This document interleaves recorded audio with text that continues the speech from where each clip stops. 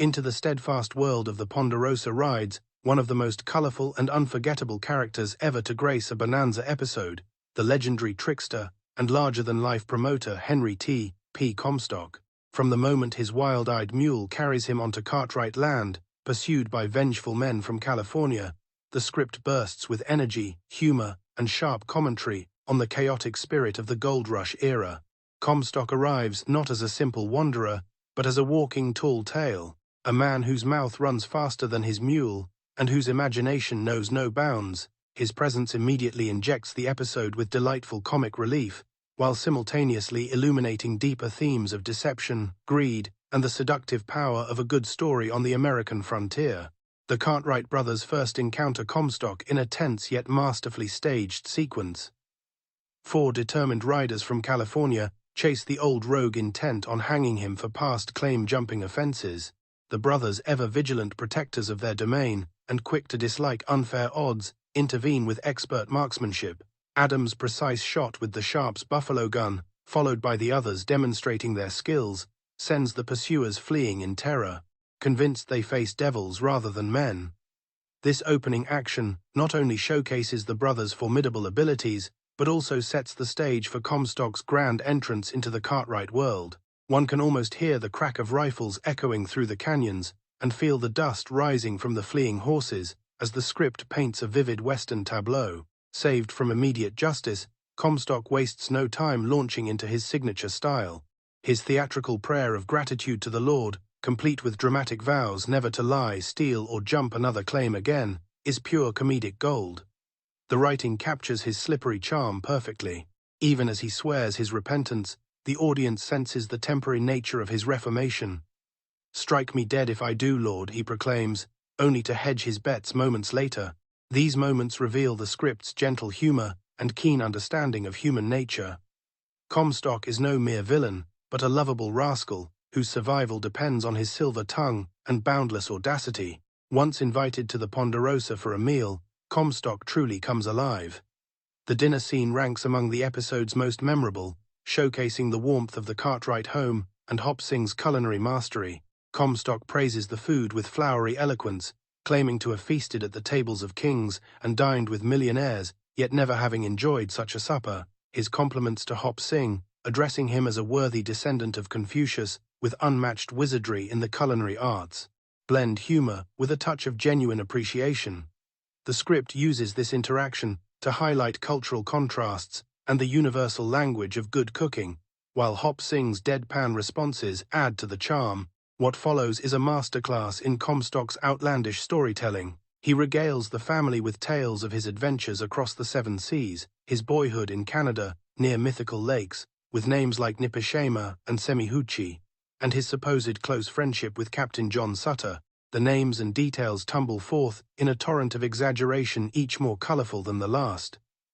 He speaks of planting the first fields with Sutter, of Queen Victoria hosting him at Buckingham Palace, and of his grandpappy chewing iron bars at the ripe age of 93. The transcription's occasional misheard words only enhance the feeling of listening to a boastful old miner spinning yarns around a campfire. The Cartwrights listen with a mixture of amusement and skepticism, their patient indulgence revealing their good-hearted nature. Through Comstock's tall tales, the script explores the mythology of the American West. In the turbulent days following the California gold rush, men like Comstock thrived by selling dreams as much as they sold claims. His very name evokes the real historical Comstock Lode, one of the richest silver discoveries in history, which transformed Virginia City from a dusty camp into a booming metropolis. The episode cleverly uses this legendary figure to examine how tall tales and bold personalities shaped the West just as much as hard work and honest labor. Ben Cartwright's measured responses contrast beautifully with Comstock's bombast, underscoring the rancher's grounded wisdom against the promoter's airy fantasies. Yet beneath the humor lies a serious undercurrent. When conversation turns to gold and mining, Ben makes his position crystal clear. He vows that he will shoot on sight any man caught digging for gold on Ponderosa land. This declaration stems not from greed, but from hard-learned experience watching the destruction wrought in California's Sacramento Valley. The script movingly references how gold fever turned fertile lands into wastelands, destroying Sutter's dreams and leaving once proud men broken. Comstock's feigned shock at the mention of gold nearby cleverly plants the seeds for the later Comstock lode discovery, while reinforcing Ben's role as guardian of the land. Comstock's character serves as a perfect foil to the Cartwright family, where they value stewardship, honesty, and long-term vision. He represents the get-rich-quick mentality that defined much of the mining frontier. His rapid shift from grateful guest to scheming prospector, once he hears rumors of color in the Washoe diggings, reveals his true nature. The script handles this transition with skillful pacing, never allowing the comedy to overshadow the moral lessons.